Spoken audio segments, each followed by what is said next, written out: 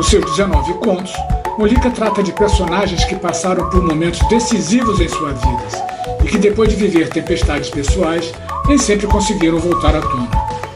Molika é o nosso convidado para o programa de estreia de Papo Rápido e vamos direto ao assunto. Olha, o escritor argentino Julio Cortázar costumava dizer que o romance é uma luta de boxe de 12 rounds que o escritor deve vencer no final por pontos. Já o conto é um round apenas e tem que ser vencido por nocaute. Conta pra gente por que é que você decidiu nocautear os seus leitores. Primeiro, essa história aí do nocaute, vencer por pontos, faz sentido, claro que faz sentido. Ainda que eu não queira nocautear ninguém, eu quero que o leitor seja um parceiro, claro. É bom surpreendê-lo, até porque eu, como leitor, gosto de ser surpreendido, gosto de ter uma história que se encaminhe por um lado que eu não esperava, enfim. E o conto tem essa possibilidade, ele tem essa obrigação mais ainda, porque o romance, um romance mais de 100 páginas, 150, 200, você tem a chance, você, autor, tem a chance até de errar. Porque você erra um pouquinho ali, lá na frente você se ajeita. É comum, quando a gente está lendo livros, isso acontece comigo, de repente eu não gosto tanto de uma parte do romance, um determinado capítulo, de um trecho, mas lá na frente isso se recupera. No conto você não tem essa chance. Outro dia eu estava conversando com uma amiga, uma contista e também romancista, a Rosa Amanda Strauss, e eu disse para ela que eu, como romancista, estava acostumado a jogar em futebol de campo. Você joga ali futebol de campo, ainda que o jogo hoje seja muito marcado, não dá para você errar, perde uma bola na intermediária, você toma um gol, mas já o conto é meio quadra de futsal. Você tem um espaço menor, você tem a tua possibilidade de erro é menor, o teu drible tem que ser mais rápido. A gente acompanhando, né, a transmissão esportiva, volta e meia o locutor faz, ele aplicou um drible de futebol de salão, de futsal. É aquele drible mais curto, aquela jogada, não dá tempo de você pegar uma bola, caminhar pela intermediária, driblar um, driblar dois, de repente passar para ponta direita, não dá. Isso no futsal, no futebol de campo dá. Então acho que essa é a ideia. E por que eu decidi trocar o romance? Eu não sei se eu troquei, porque deu vontade de escrever contos. Eu tinha já alguns contos prontos, que eu escrevi sob encomenda, para antologia, coletânea, e eu comecei a gostar desse estilo, desse viés de resolver mais rapidamente essa história. Antes eu até achava que contista era o cara que desperdiçava personagens. Em tese, cada conto poderia render um romance. Não. Cada conto, cada história rende um conto ou pode render um romance. Vai depender da tua abordagem, vai depender do caminho que você vai dar para aquilo. Então, acho que nesses contos, são contos que efetivamente tinham que virar contos. O jornalismo e a literatura passaram a andar de mãos dadas desde o século XX. O que é que o jornalista Fernando Molika levou ou leva para o escritor Fernando Molika? Quando eu comecei a escrever ficção, meu primeiro livro foi publicado em 2002, Notícias do Mirandão, que é um livro de ficção, é um romance, meu primeiro livro já é um romance. Eu achava que o papel do jornalista e o papel do ficcionista estavam muito próximos, havia um diálogo muito grande nisso. Hoje eu já não acho. De um tempo para cá eu já não acho.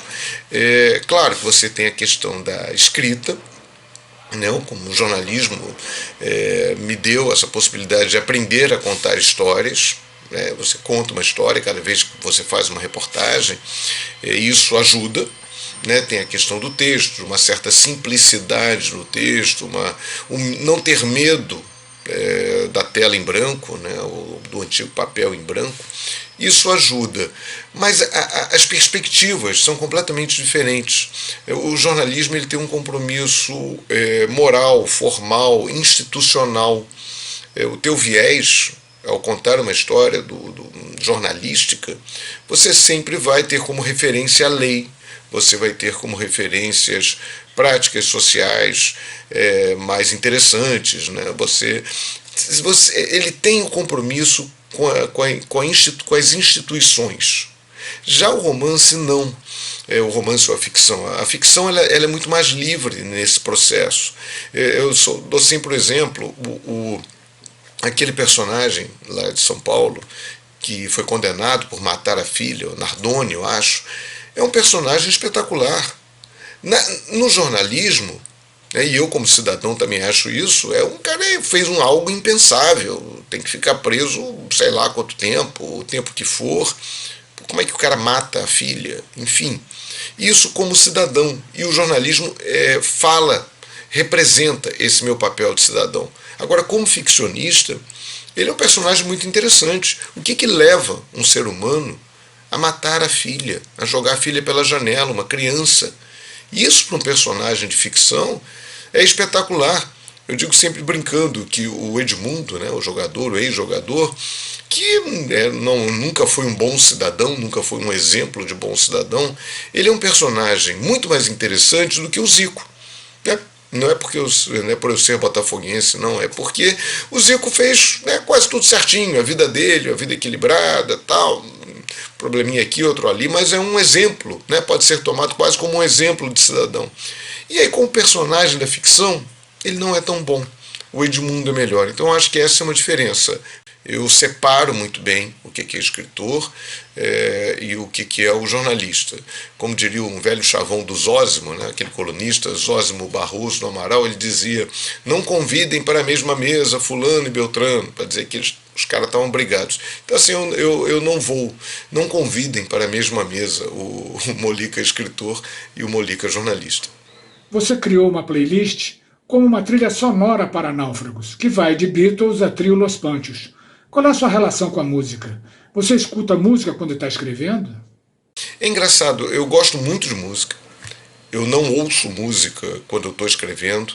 Eu não ouço música, às vezes até lendo jornal não gosto de ouvir. Eu não ouço música quando eu estou lendo um livro, porque a música me sequestra.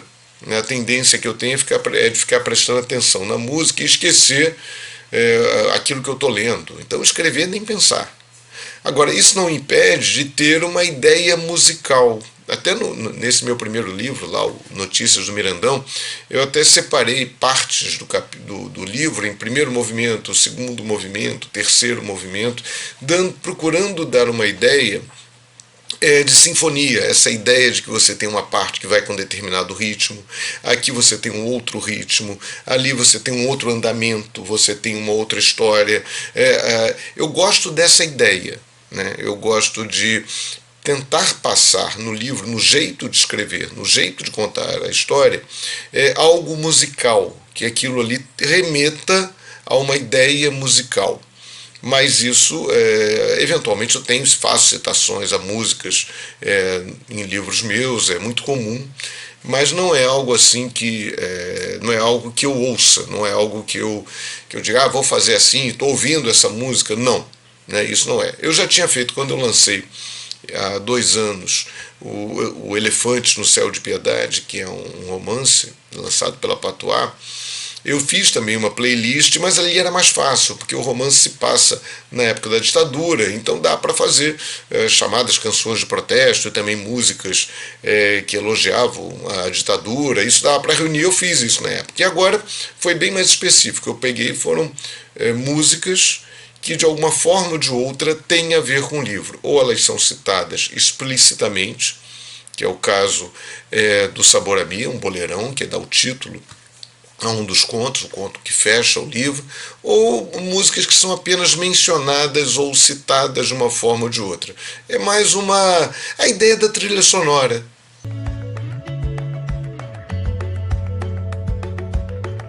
Esse foi o Papo Rápido com o jornalista e escritor Fernando Molica. Semana que vem tem mais. Até lá!